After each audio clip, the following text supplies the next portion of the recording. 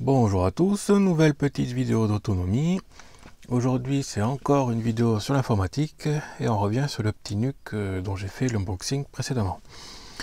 Alors il est ici, mais tel quel, on vient de le recevoir et en fait il est inutilisable puisqu'il lui manque de la RAM et du stockage.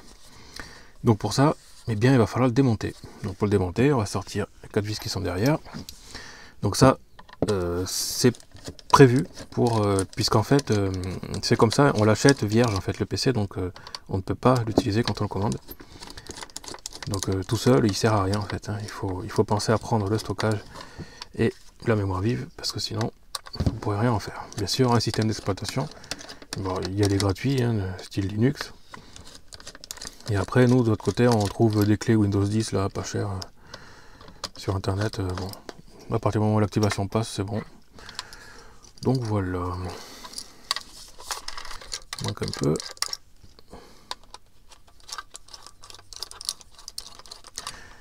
Voilà, devrait être bon. Donc on fait attention avec cette version là, puisqu'il y a un câble, le câble SATA qui traîne. D'ailleurs dont l'alimentation est débranchée. Voilà. Donc ce qui est au-dessus là, c'est le SATA. C'est pour le disque supplémentaire. Alors, je sais pas s'il y a un crochet sur ce port là ou pas.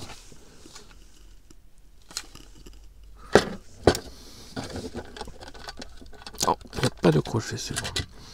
Voilà, donc ça c'est le tiroir pour rajouter un stockage. On met soit du stockage en 2,5 pouces là-dedans, soit une carte M2 ici, ou soit les deux bien sûr, soit aussi du micro SD sur le côté là. Voilà, donc comme vous pouvez voir, le PC en fait dedans il n'y a rien du tout. Il manque donc la mémoire vive, elle est installée ici. Donc la mémoire vive est commandée là. Ce PC peut aller jusqu'à 32 Go, donc ben, on va mettre 32 Go.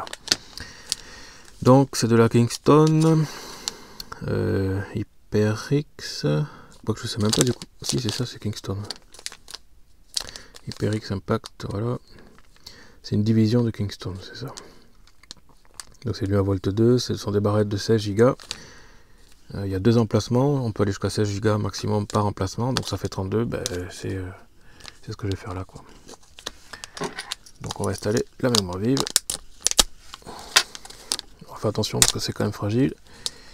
Petit machin, bien sûr, avant on touche la prise de terre pour décharger l'électricité statique, puisque c'est dangereux. On évite de toucher les pinouilles. Voilà.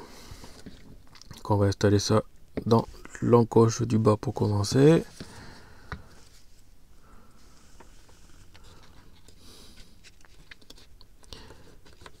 Voilà. Donc il y a des trompeurs, ce qui fait qu'en fait vous pouvez pas vous tromper dans le. Je vous remontre là sur celle-là. Vous voyez, il y a une encoche là. Donc vous pouvez pas la mettre en inverse. Vous êtes obligé de la mettre dans le bon sens. Voilà. Donc une fois qu'on l'a enquillé là-dedans, que les contacts font bien dedans, hop, on peut pousser ici. Voilà. Maintenant c'est clipsé, c'est bon. Elle est au fond, hein, elle ne bougera pas. On fait pareil avec la seconde.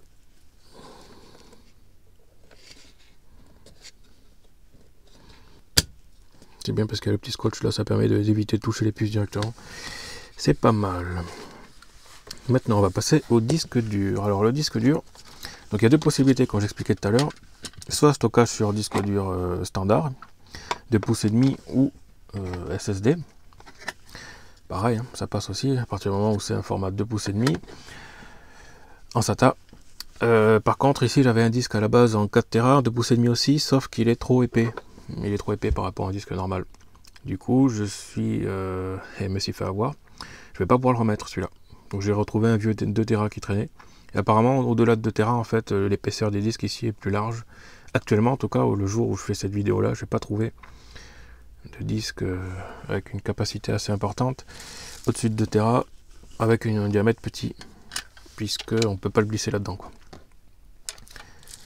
Donc celui-là on peut le mettre, je vais m'en servir pour le stockage des données, le traitement des vidéos YouTube, tout ça, bah oui, parce qu'il faut bien que je stocke ça quelque part.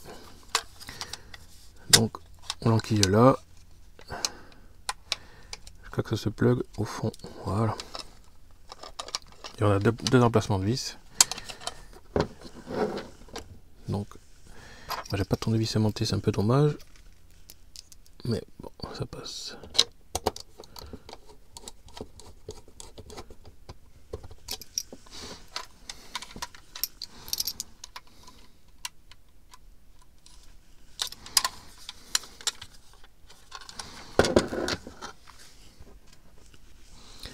Donc pour cette version là, il n'y a que 2 vis à mettre. Il y en a certains où on peut mettre les 4, d'autres non. Voilà. Donc là c'est facilement accessible. Donc ça va. Donc ça me servira de disque de stockage. Pour ce qui est du système d'exploitation et des jeux, du coup, je passe sur un M2 en format NVMe. Donc pour ça, il faut que la carte mère soit compatible, mais c'est le cas. Donc dans ce cas-là, c'est nickel. Donc on va mettre celui-là. Donc c'est ça, c'est aussi un disque dur pour ceux qui ne savent pas. C'est un peu, c'est comme ça, c'est comme un SSD pareil. Sauf qu'à la place d'être un disque physiquement, ça c'est même pas du disque dur, de toute façon c'est de la flash. Ça c'est un vrai disque dur par contre. Donc ça c'est aussi pareil une mémoire, mais qui est sur carte électronique, plutôt que d'être physiquement dans un boîtier standard, quoi.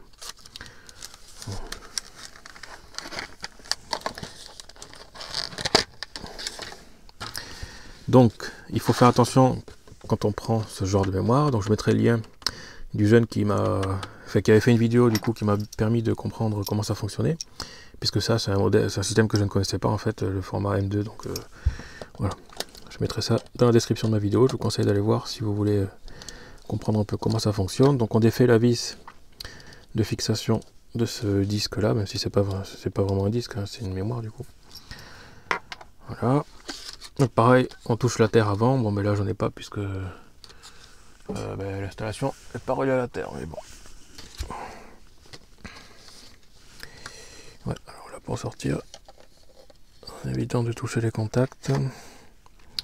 Voilà. Donc là-dessus, c'est du 1 Tera de stockage, là-dessus, 1 Teraoctet, qui me servira donc, je mettrai sûrement 100 Go pour le système d'exploitation, et ce qui reste, donc ce sera pas 900, peut-être 850 Go, ce sera pour les jeux, tout ce qui est jeu, puisque le but quand même d'avoir ce PC là, c'est de pouvoir jouer. Alors je reviendrai dessus sur les caractéristiques un peu plus tard. Pour le moment je me focalise uniquement sur l'assemblage. Alors là c'est un peu délicat parce que sans tournevis aimanté du coup, pas hyper évident. Alors ce que je fais pour fixer ce genre de vis, je mets l'empreinte dans le tournevis et puis je force avec un doigt dessus comme ça, pour que ça tienne la vis alignée. Mais des fois, là, vu qu'il n'y a pas beaucoup de place, c'est pas forcément hyper fonctionnel. Ouais, là j'ai réussi à mettre du premier coup, donc c'est pas mal. Puis ensuite on vise tranquillement. Voilà, donc c'est comme si c'était une carte Wi-Fi ou autre. Sauf qu'en fait, c'est un disque dur, quoi. Voilà, donc ensuite, en dessous, il y a quand même une carte Wi-Fi. Alors ça, vous avez dû le voir si vous avez regardé la carte, comment c'était foutu. Mais voilà, je vais pas m'étendre dessus. Donc voilà, le Wi-Fi est intégré à la carte mère cette fois, c'est pas une carte à part. Mais bon. Donc là on peut dire qu'il est prêt, cette partie là est bonne. On a le stockage pour système d'exploitation, les jeux, la mémoire vive, donc 32 Go, et ensuite le stockage des données ici. Par exemple pour, pour tout ce qui est YouTube. Hein. Les vidéos que je fais, il faut bien que je les stocke quelque part, les travailler. Donc voilà, donc pour le moment ce sera un disque comme ça, après je pense que je passerai sur le SATA. Mais bon, c'est encore assez cher et pour le moment il me restait des disques qui traînaient que je transfère d'un PC à l'autre en fait quand je change. Donc voilà, maintenant il va falloir recabler ça. Il y avait une prise qui était déjà pas branchée, mais normalement de toute façon on peut pas trop se tromper.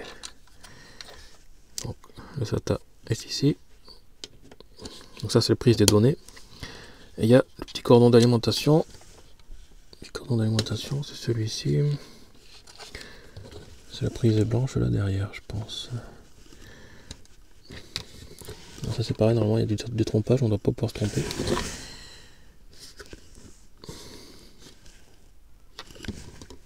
Bon, je vais essayer, de toute façon on verra bien.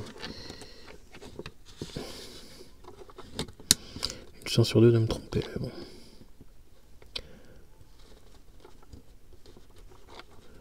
Non, ça ne veut pas rentrer, on ne va pas forcer. On tourne dans l'autre sens. C'est un peu tendu quand même là-dedans, mais bon, voilà, dans ce cas-là, ça passe. Alors, pour appuyer là-dessus. Voilà. On peut passer loin. Donc, ben, il est prêt, puisqu'en fait il y a les données, donc le stockage, ouais, ben, tout est bon. Donc maintenant on va refermer ça. Alors le front, c'est la face avant qui est ici, donc on va pouvoir remonter ça tranquillement.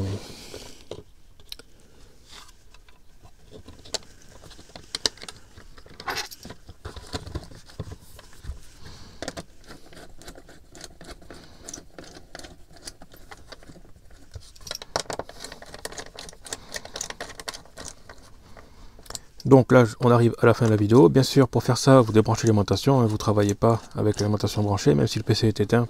Il y a quand même du courant sur la carte mère. Donc si vous avez les doigts qui glissent ou le tournevis qui tombe dedans, ben, ça peut faire un court-circuit avec l'alimentation qui est toujours en permanence dedans. Donc évitez de vous débrancher l'alimentation, vous débranchez tous les périphériques, vous débranchez tout. Comme ça, vous pouvez travailler en sécurité dedans. Et voilà, donc du coup, là, le PC, il est prêt. Il est prêt à être utilisé. Je vais donc installer le système d'exploitation et puis je ferai d'autres vidéos ensuite sur les performances, sur pourquoi j'ai choisi ça. Et voilà, ce sera dans d'autres vidéos.